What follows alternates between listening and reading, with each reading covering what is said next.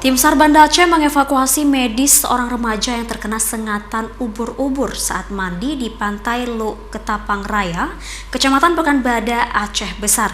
Korban mengalami demam tinggi hingga muntah dan terpaksa dievakuasi menggunakan tandu melalui jalur laut lantaran kondisi lemah.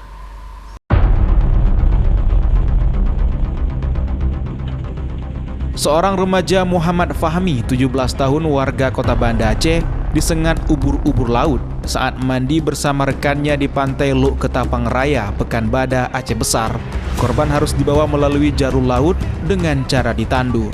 Korban bersama rekannya camping bersama di kawasan pantai tersebut.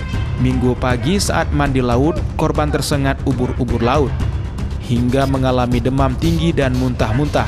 Ia dievakuasi oleh tim SAR Banda Aceh. Usai mendapatkan laporan, tim SAR gabungan langsung bergerak ke lokasi pantai.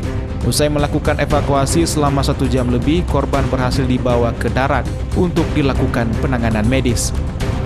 Kami telah mengevakuasi satu orang wisatawan yang sedang berkemah di Pantai Luk Ketapang, Kecamatan Pekanbadak, Kabupaten Aceh Besar, akibat tersengat ubur-ubur pada saat mandi di pantai.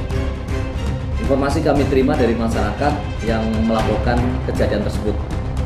Kondisi korban pada saat dievakuasi dalam kondisi demam, lemah, dan muntah-muntah.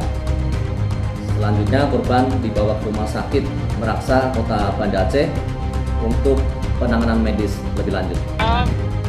Usai dievakuasi ke Pelabuhan Ulele, korban langsung dibawa ke Rumah Sakit Meraksa Banda Aceh untuk dirawat secara intensif.